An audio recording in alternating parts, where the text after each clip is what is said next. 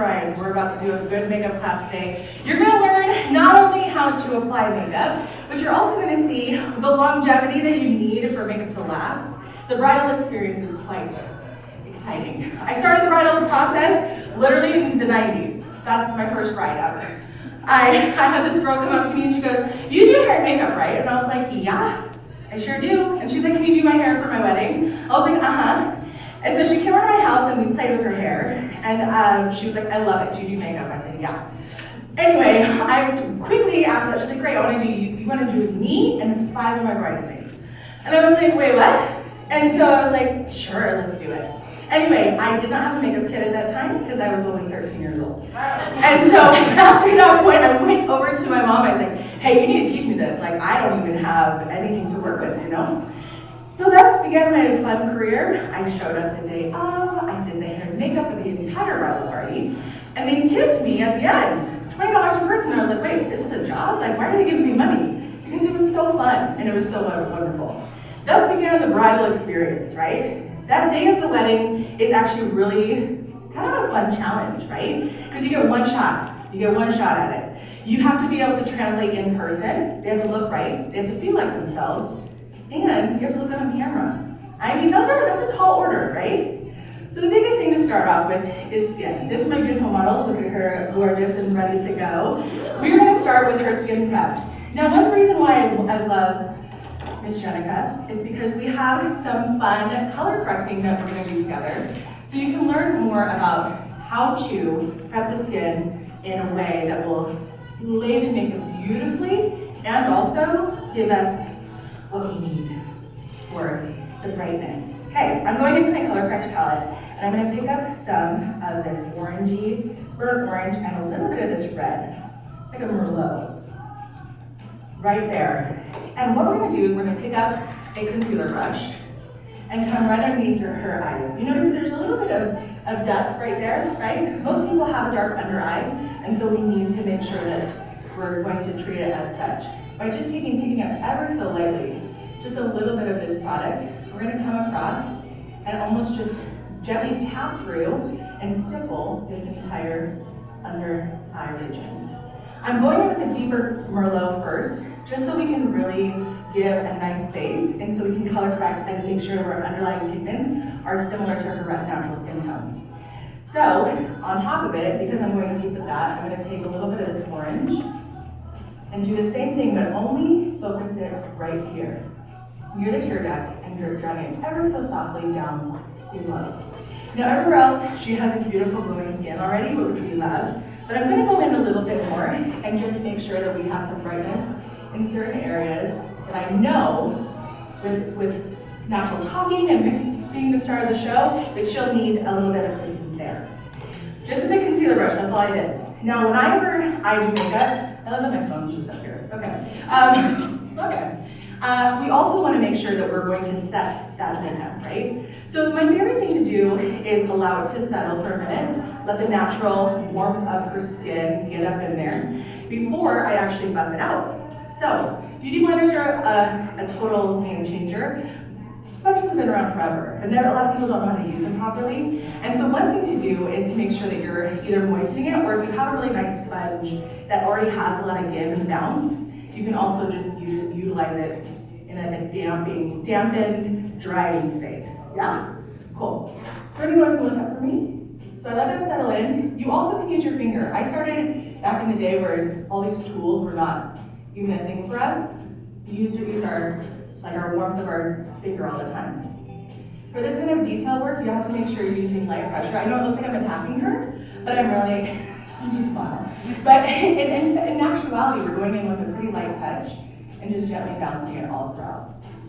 Notice how it's already diffusing a little bit right there, but you can still see the pigment, right? Because we want to make sure that it's laying down and it's creating that nice, equal, balanced skin to start. Wonderful. So now we're going to go into a matte foundation. Now when I pick up these matte foundations, I make sure that I complement it with a CC cream. The reason for that is the CC cream has SPF in it. It's also something that's pretty buildable. And it's nice to create a veil over your makeup so it's not too matte and sticky or whatever to start with. Also, the other thing is priming is super important, but it depends, since we use that concealer right there, I'm actually loving like a neutral finish of a bride, so it doesn't look like fake, right? It's like pretty and things like that. Okay, going in with another foundation. I'm not even going with a foundation brush, guys. I'm going in with just another concealer brush because I want to carve and paint my numbers here. So I'm going to come in, the center of the face is the most important to apply the most amount of product. And the reason for that is that this is the high point of the face. If you turn to the side ever so gently, the sun is going to tap her on the forehead, on the nose, and on the chin. So this is the area that has most of our pores that are really maybe a little bit more larger than we'd like, right? Because the sun is consistently kissing us. We love that, but we also want to make sure that we're prepping it properly. So by applying a little bit more to the middle of the face, we're able to then buff it out towards the outer corners. Now everything we do here, guys, is all about the touch and the feel, right? We want to make sure we just kind of create this beautiful veil of foundation. And it doesn't have to be totally perfect, but as I'm applying it, notice how I'm gently making these circular motions, things like that, because I want to almost buff it into the skin before I even do the beauty blender as well. So coming across here, and this is literally just a little matte foundation that's 16-hour wear, as well as that CC cream that allows me to have a little bit of SPF and a sheerer coverage. It also will help conceal and any sort of blemishes that you might have and give you a really beautiful, even skin tone. Now I'm leaving this part of her cheek bare. The reason why I'm doing that is because I'm going to contour that with a little bit more of a deeper color and give us that we want. The other thing is I did not touch the under eye quite yet. I haven't touched it yet because I want to have a concealer that works in my favor as well. When you're working in a kit, I love these concealers that are small so you can put it in your makeup kit, and that way you can sheer it out, you can mix, you can do all kinds of things with it, and it's quite versatile. You can use it all by itself too. So I'm going to take a little bit lighter shade here, but not too light, because a lot of times if we do too bright underneath the eye, that's all people are looking at. Have you seen that? Especially in a bridal situation, when they are the flash of any camera. You guys know, we're in Las Vegas. It's okay if it happened to you, it's totally fine. But this is something that happens. So one thing that's really good to have, instead of going so light, like a shade or two or 2 or 3 shades lighter, go like 1 or a half of a shade. Because what's gonna end up happening is that your under eye already is supposed to be a support for your beautiful eyes. It's all about that look, right? We want to have the eyes are the window to the soul. I've said this before. And you want to make sure that you're going to give just a really pretty under eye. Now when I'm still laying there, it's really important to give it some time. Get it some time to meld in there. And we are going to take our trusty beauty blender. Go ahead and look up for me. And I'm going to come in right here and tap along. And notice I didn't put like a bunch. I didn't do a total square here. I just created a veil to help counteract a little bit of that warmth and depth.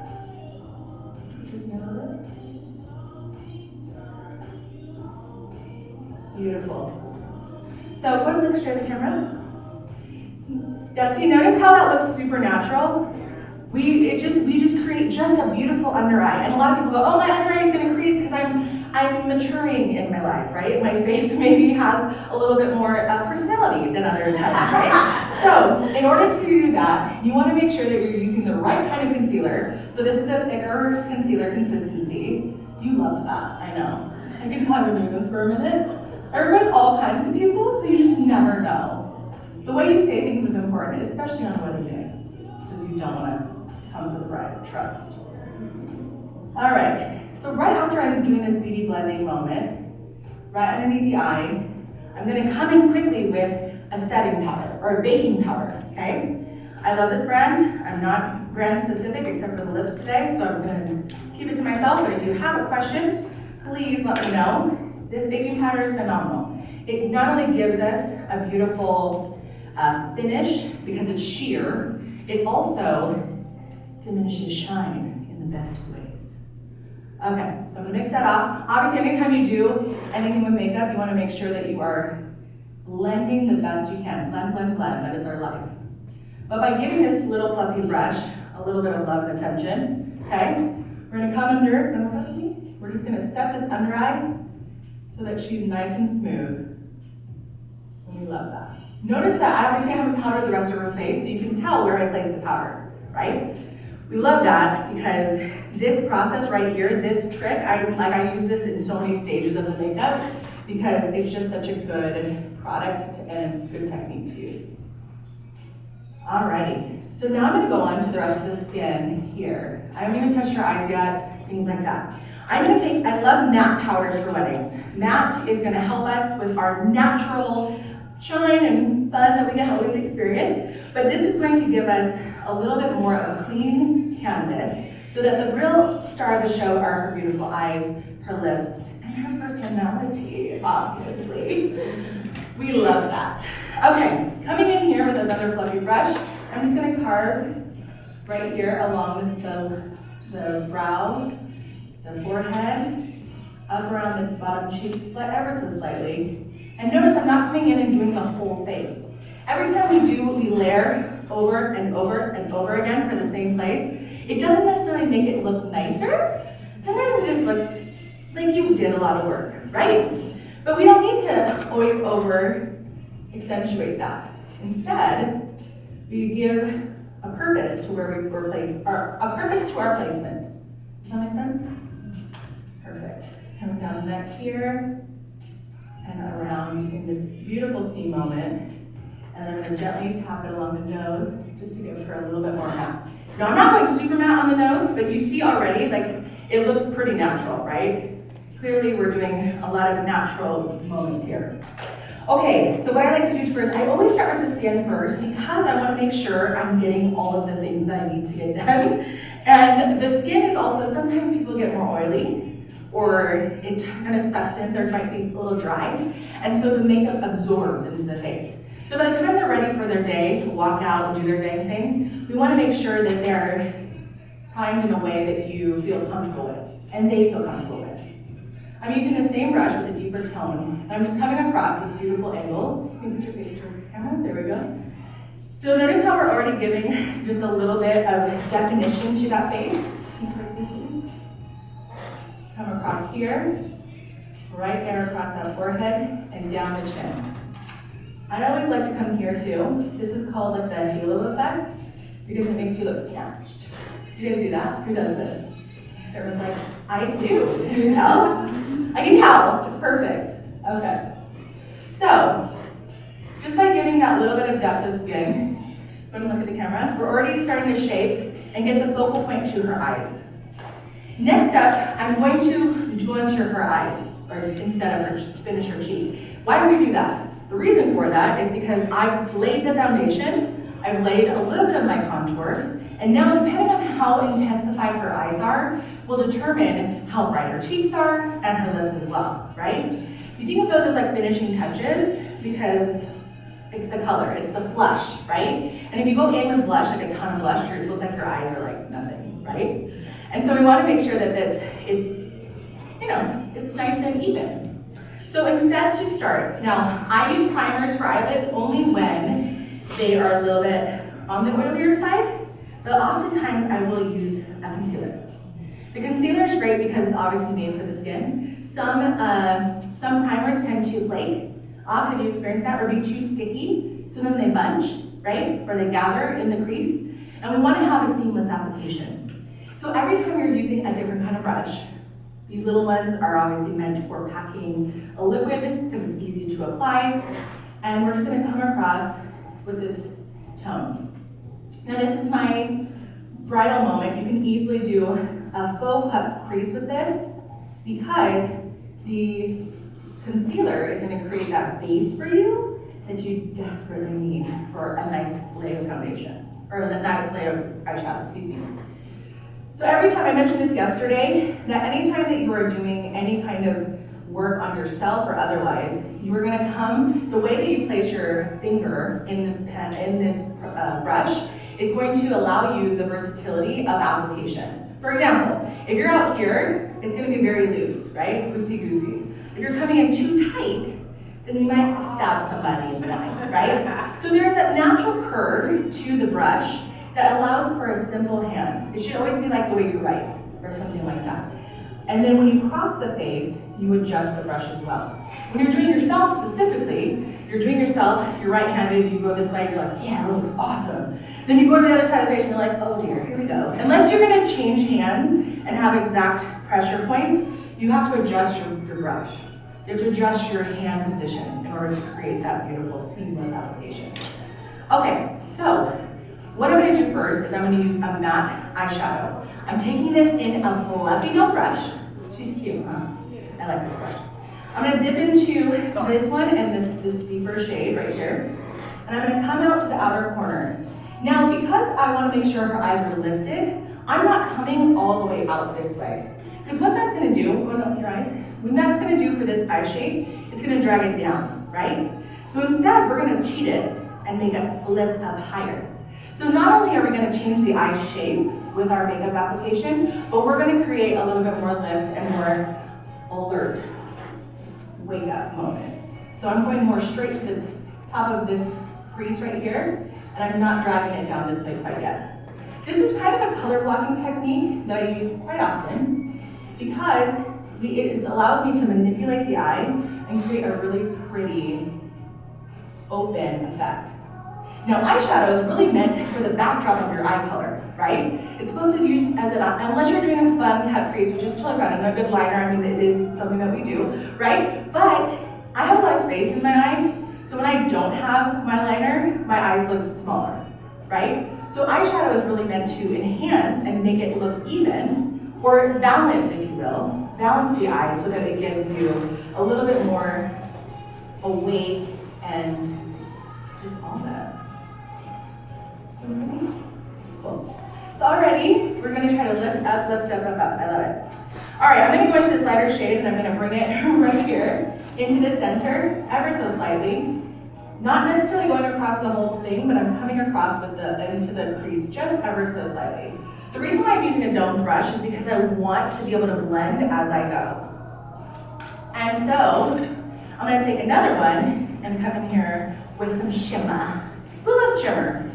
Yeah, and there's a difference between shimmer and glitter. Can we just be all fair about this? I had to do a whole TV spot about this. Everyone's like, oh, I don't like glitter. It's like, yeah, because you're not 5. Like, I get it. Like, or you're not on a dance team, right? I mean, there are places for it. But shimmer is very versatile. Shimmer can take you into your 70s if you do it correctly. You know what I'm saying? Like, people are like, I'm too old for that. I'm like, no, you just know where to place it. So I'm gonna take this mid-range shimmer right here, and place it right there on the top of the lid. For a bride, it's really important for their eyes to sparkle. Now, this isn't gonna overpaint to create too much for her to be distracting. It's just gonna create a pretty backdrop to her already beautiful brown eyes. See how it naturally just lifts it? She's got these gorgeous brown dark eyes. And now here we are in this moment. So I'm gonna take this lighter piece, notice I'm not changing brushes for some of this, because I wanna just create just a beautiful blend. And by using the same brush, we already are kind of doing both. We're putting one lighter color into a mid-range color, and it's great. We love that. Okay. So now if you have questions about where to stop on your eyeshadow journey, let me explain something. So, depending on the shape of your eye, and we want to create that equal distance, some people are like, I have no eyelid. Or as soon as I open my eye, there's nothing there. So what's the point of eyeshadow? Again, this is really a backdrop for your eyes. It's something that's going to be really simple so that it creates a nice glowing effect without being overdone. Because of course we don't want to take too much time to do all that. So, one thing I love to do with eye, the brow bone, is I don't like to go crazy on it. A lot of people want to do like a white up there, but here's the thing. This is not 2004, but I'm not saying that. But I'm just saying, is it distracting for you to sometimes see someone's brow bone on display, right? Instead of looking at their beautiful eyes and their gorgeous nose and their everything about them, you're just staring at their brow bone and you're like, what are you saying? Can I get this for you? And you want to take your powder and just go like this, right? So instead of using this, I use this on TV a lot because we don't want that to be distracting, right? And we use the color of their foundation right here along the brow bone. Because not only is it obviously a gradient effect, clearly there's still definition there, but it's not so much different, right? Even if you primed this, which obviously I primed her with a lighter shade of concealer, I still am going back in with her natural skin tone to cover that. So it creates instead just a really pretty lighter effect, not too crazy. Just right there. Okay, beautiful. Now taking that same brush, you can kind of gently soften those edges right here. Soften, because we love a softened look. Now the other thing I will say about weddings in general is that you want to, most of the time the bride wants to look like themselves. Now they're glam queen, ooh, I love a glam queen, do your thing, right? Lashes for days, all the things. That's right, because if that's how you are, I support you, right? But a lot of people come to me and they're like, I don't wear makeup. So how do we do this? Well, as you can see with very simple things, like I don't want to wear a lot of makeup. And I said, I'm like, I hear you, but how about you don't want to see your makeup, right? There's a difference, right? Because obviously we do the no makeup look and it looks amazing. And they're just like, oh my gosh, you look different. But then you're still you. You know, that's what we want for this kind of look. So we're not going too crazy, but still enjoying that. Now what I'm gonna do is her brows, because brows are so important. Who lived through the 90s? Okay, great. Totally aging myself, love that for myself. Okay, here's the thing. I was fortunate enough, everyone's like, I don't know, I'm only 20, what do you mean? I'm only 20 years old. So here's the thing. When the 90s came out and a lot of the stars were doing all these beautiful brown, curved little babies, I was working in TV, and one of the makeup artists said, don't touch her. Like, I was this young girl, and they're like, don't touch her brows. And I was like, okay, like, I don't know, I didn't know what to do, so I made it through, which we're happy about. But they did, later on, in like 2007, decided to revisit, just to see if they were real, like if that was a serious thing. Oh guys, I have pictures. I went so tiny, and it was a situation. The brow people, the gods of brows, that they allowed me to grow them back, but the way that we shape brows now, make it your own. I see everybody's different brows and everyone's like, I know I fell victim to that time. But guess what? You're okay. We're gonna get through it. Here's the thing that we're gonna do. So one thing that's gonna be your best friend if you do have finer brows is brow mascara. You guys have heard of this? Of course. This is all I use on mine. I brush these suckers up and I call it a day. It's kind of like a boy brow, they say, but it's just essentially a little bit more natural. I don't know why they call it boy brow. But brows with boys sometimes go all the way down to here. Have you seen? Do you guys know? You laugh because you know. That's the thing. I'm glad we're all in it together. Okay, here we go. So clearly Jenica has some beautiful dark brows, right? But you notice that this shape is really beautiful and extended. We want to lift and make them slightly fuller. So I'm gonna start on this side and I'm gonna come across and brush them opposite. And then I'm going to gently shape and lift. Now I love a natural, pretty brow. If you want to be a little bit more sculpted, you absolutely can. Go ahead and look at the camera for me. So it's very subtle, but you already noticed a slight lift. If I want to go really crazy, let's just try it for fun. She's like, wait, what? It's for my wedding. What are you doing?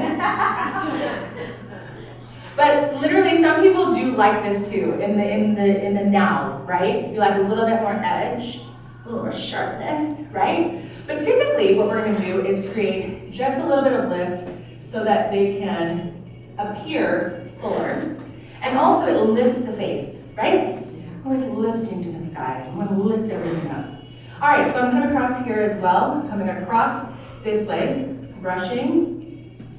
So the reason why I'm doing that is I'm getting the product within each brow. And she's so fortunate, she's got all the brows.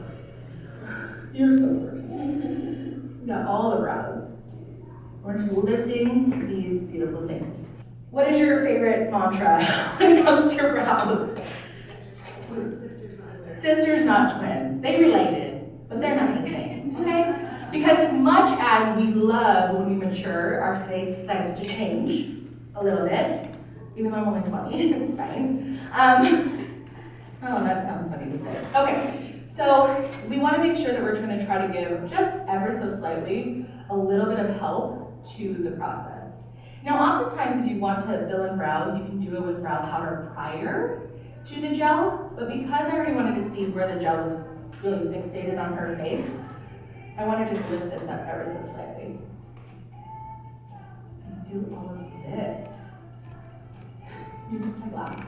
Okay, so brows first because, I'm dropping them so that's okay. Because I love lashes. Who loves lashes?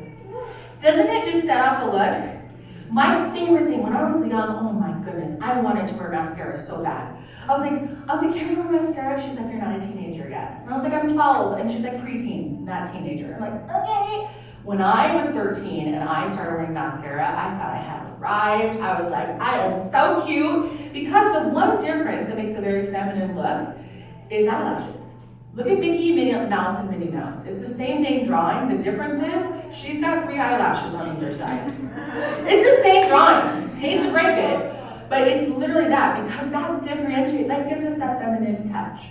Now, some people are allergic to mascara. Some people have other options and aversions to certain things. But for me, oh, I love a lash. I love it. Okay, so we're gonna go into her gorgeous. She's got gorgeous lashes. You guys can see, probably see from back there. Like you probably can see already.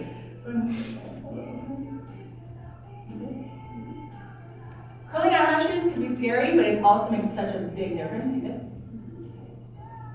So this is before cheeks and everything like that. I just wanted to go ahead and get that set for us. So it just lifts the beautiful eye. And first, what we're gonna do is we're gonna apply the mascara first, and then I'm gonna apply a little lash. Fair? How are we doing, guys? You doing okay? Woo! You doing this? All right, love it. And oh, of course, my voice is back. Okay. So here's a tip when we need to apply mascara. We want to make sure that we start with the bottom lashes first. If you grew up in thinking that you didn't want to put anything on your bottom lashes, that's okay. Someone lied to you. But here's the thing, like, just because the bottom lash, like everyone's like, I don't do that. I'm like, that's fine, that's totally fine. Some people literally don't want to do it because they have really oily under eyes, or perhaps they like cry a lot, you know? This seems like another day, another conversation, but look up. But normally what we do, even if you apply just a little bit of mascara to the bottom, you are going to create a lot of definition and allure to your eyes. So the first thing to do this is looking up, because then what happens is, you probably, have you ever done this where you put on your mascara on the top, you're like, yeah, I look awesome, and then you do your bottom and then you ruin your eyeshadow that you just did? This is why, because you want to make sure there's room for you to do this very thing. So again, gorgeous eyelashes, this woman. I mean, look at her. Can you even? It's already very defined, right? So before I go to the top, one thing to remember is when you're applying to a client, you want to make sure that they're always looking in the direction that you want them to. Sometimes people are really nervous on their wedding day. They're like, I never had anyone do my makeup. And your job as a stylist is to truly make them feel so comfortable and not embarrassed at all. And even if their sister-in-law is like, oh my gosh, you look like blah, you know, you just diffuse the situation because it's really about them, right? It's about our experience with them to make them feel the best that they could ever feel. Can you look down? So I'm gonna have her look down here because now, even though she has very curly lashes, I'm not pushing it up into the eyelid where I just did that beautiful veil of shadow. Now you can obviously intensify this. This can absolutely change with the times, but because she's got these gorgeous lippies, I'm gonna lash and lip is going to give you that effortless look to it. I'm gonna come in again, right there, and she's looking down perfectly. Now I remember back in the day, guys, since I started as a child doing this, I used to ask them if they trusted me. I'm like, do you trust me? Like, it was like a trust exercise. It was kind of weird, but I was like I was a teenager, you know?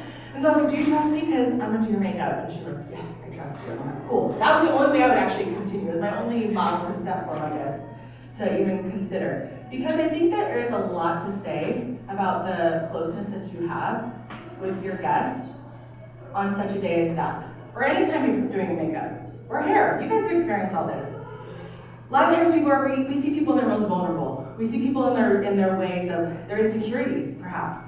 And we're part of their growth in making them feel whole and happy, no matter what stage they are in their life.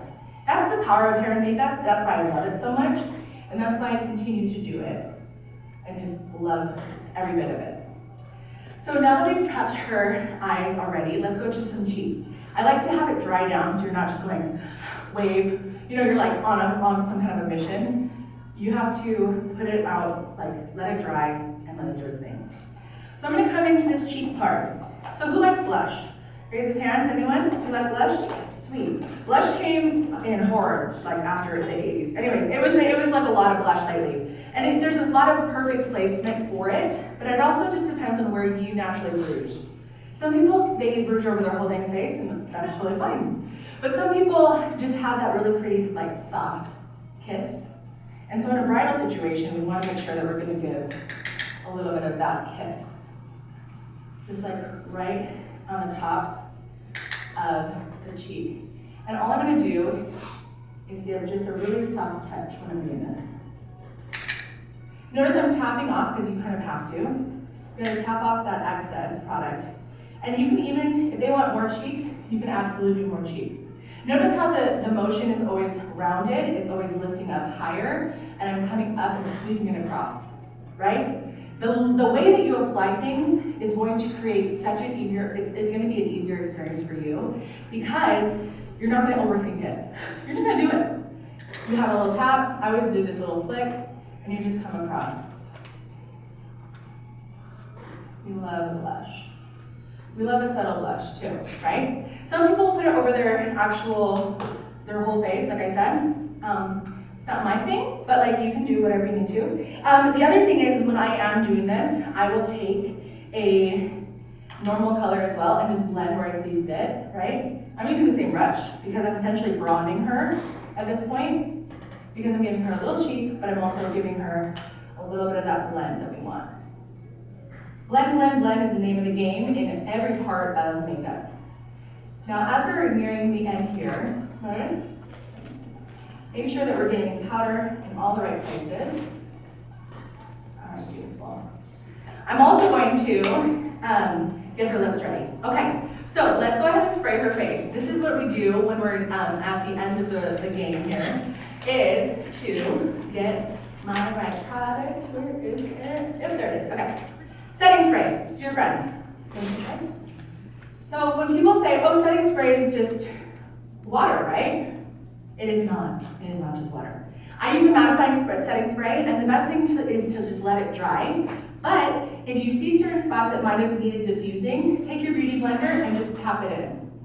And I'm talking, this is even lighter than the other tap. Because all we're doing here is just giving this nice finish of glow.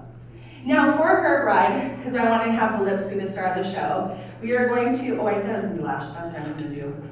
But I'll do lash first, and then I will do lips, and then we'll be done. In the meantime, while I'm getting this lash prepared, does anyone have any questions? I can take a couple while I'm getting this ready. Anybody? And we don't have a microphone. Yes? Do you ever use blush on the nose? I use blush on the nose only when I want a highlighted version of that, but for a bride I don't because they tend to smooch, and it's smooth, like your nose will get, depends on the kiss, I'm sorry, I'm just assuming, but yes. So I put blush on the nose sometimes, but not really, because not everyone actually, what's it called? What is it called? Flushes there. You know what I'm saying? Like, I'm more like that natural sensibility of that. Good question. Anyone else? No questions for you. Perfect. Oh, sorry. Yes, please. Okay. With the setting spray, so you blotted it after? I did only in certain areas that I felt like it maybe dispersed a little bit too heavy. Right, because sometimes I feel like it's like heavy, but yes. I don't want to touch it because I'm nervous that it's annoying. Totally. So it depends on where you're at actually, right? So like when you're spraying it and it's like a veil of wet, that's totally fine. But I'm talking about like when there was just a couple little droplets, then diffusing it right away won't bug it because I was using the slightest tap, like so tiny, like not even like that much at all. Just to get the big section. That's correct, because otherwise what ends up happening is it could also adjust the makeup. Right. Yeah, because it looks like a drip instead of like yeah. So I don't use tools when I'm doing eyelashes. The idea of putting a tweezer near someone's eyeball is not comfortable to me, so I just don't do that. So instead I use my finger, and I'm shaking this because why do you think I'm doing this? So it gets tacky, yeah, because we don't want to throw it on right now, because if we do, then it's going to move everywhere. Now, depending on the lip lash glue you like, I particularly like the darker because it essentially allows a little bit more definition with the lash line, and we love that. All right, so let me go ahead and apply this. Just gonna look down for me, and we're gonna tap it right here in the center, pull it to the side, and come into the middle. A lot of times, depending on this eye shape, some of them are a little bit more curved than others, but what I like to do is just manipulate this, and you have to make sure that they close as well. The reason for that is because when they close, the eye adjusts. We don't want us to get lifted, right? So one, keep your eyes closed. Oh. Keep your eyes closed while I apply the other one. Now lashes can, actually I do want you to look at the camera for both so they can see both sides. See the difference already of just giving that a little bit of lift right there, close. So this part right here is still a little wet. Double lash? I just use, no, it's just a normal flutter lash. So it's not, it's just one. But I like, my strip lashes, I like them to be a little softer and wispier because that way they look a little bit more natural. And you can always play them up and make them a little bit more intense with mascara.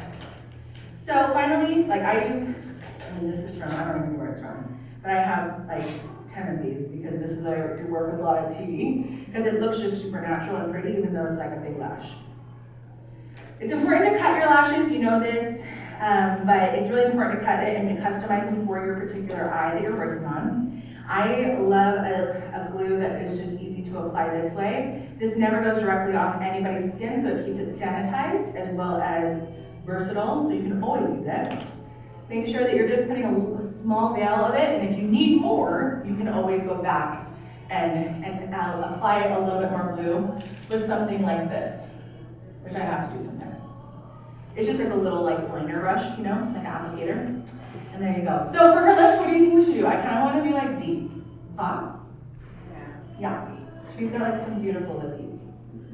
And so, I got lips down first, and then I get it in the center, and wrap it around to the corner, inner corner, outer corner, close. Hold while it's closed so that you can make sure you're pushing it into the lash line for a more natural application. By getting this on this, you want to make sure it looks right. Oh, goodness, I can't. She's so pretty, I couldn't handle it for a second, sorry. Like sometimes when they do that, you know what I'm talking about. They open their eye and you're like, I'm sorry, I just got taken back for a second, my bad. It's just like, you gotta love, right? All right, so I'm gonna take the Berry Brave Lip Liner. Start here in the center. She's already got some lip mask or anything on here, right? And I'm just gonna come across the center, gently come into the middle and kind of sweep it upward. Coming through the Cupid's bow, creating this gorgeous little pout. She has really beautiful lips. They're very even in terms of depth and width. And so we're gonna create this gorgeous pout by coming this around it. You see how I'm like doing a windshield wiper? Because I don't want to come down straight because there's no straight line in this. She has a rounded lip, right? And we don't want it to be as harsh. So by filling that in ever so slightly, we're gonna create a little bit more longevity with the color, but also I'm gonna hit her with a matte and then a gloss. The wedding, a lot of times they're gonna need a lip kit to like reapply because again, eating, kissing, whatever. I actually like not to use a total stain just because it's very drying in a lot of lips. Have you guys noticed that? And after you do all that, you don't want their lips to be crusty after. You know what I'm saying? Like, I don't know. Because again, it's like they're talking and they're loving and they're doing all the things that they should on their big day, but you just don't want to overdo it. All right, I'm taking this matte lip in xoxo Gina, quite a bit of it actually. Diffuse a little bit off of my applicator here. I'm placing it in the center. Go and distribute that. And then I'm going to use a lip brush to pick up even more. And this one is a very small, defined brush, because I want to give a little bit more definition through the top part of the lip. Alrighty. The other thing we want to see with this, together? I love that I'm doing this like off kilter. Every time I teach, I'm always like, I don't know what this side looks like, and it's always the other side. So here we go. Oh, hi. Yeah, this is good. And then I just gave away my secret. So it's really important for them to smile too, just like this, so that you see the bottom when you stretch it, because you hate it when you can't, like there's that white spot. Anytime we wear a deeper color lip, it's like, oh shoot, they missed that part, right? So we want to make sure we're treating all of that, especially when we're doing a deeper color. All right, so already very beautiful. She's getting that perfect, that's a matte look, matte finish. But I'm gonna give her a little bit more of that sateen, a little bit more juicy, because we are in a wedding. Did you say juicy? You guys are kind of mean. I love it. Juice, come on, guys. What? Is that juicy? Is that good? Is that bad? No, I don't know what it is. All right, guys. I'm taking a little bit of the lip crown. Here's the thing. As an artist, I love to mix and customize, right? Don't you? Like, you want it to be like, oh, that's Heather's red, or oh, that's Lexi's red, or oh, that's Rachel's red. You know what I'm saying? Like, you want to create your own bits, right? So, that's what I'm doing right now. I'm taking kind of a combination of colors to create my perfect gloss for this young lady to give her a little bit more pop. Want to get it? Shoot that ever so softly. And this is more of like the glaziers. We're going to look at the camera. Right? Can you even? Okay, guys, seriously? Like, that's the thing is a lot of people are like, I don't like gloss. I don't wear gloss. I'm like, hey, the way you apply it is going to enhance your lip. It's so like it's a tiny bit. And the good thing with the xoxo Gina lip glaziers is that they're not going to be sticky, and it actually keeps you a little bit more hydrated. Which, who doesn't need hydration? We all need it, let's be honest. We're in this dry place right now. All right, so in this beautiful situation, oh yeah, I love it. So I would be like, girl, do you need anything else? I'm gonna add a little bit more mascara to those lashes, and then we're gonna have her do a little catwalk for 5 seconds.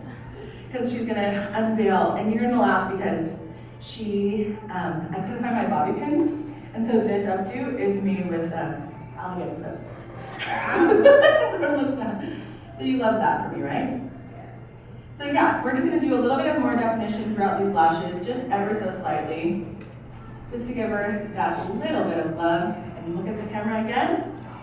And there you have it. You're gonna stand up for me and give them a little bit of a turn. And honestly, guys, that's it. That's all I have. Thank you so much for having me. So you can see these bridles. Give me a bridal song, boys. Let me see your bridal song. You love that alligator clip. Don't lie. You know what? Thank you. Right? No. Oh, and then, hi, it's a bridal song. Bridal. Throw a bouquet of makeup.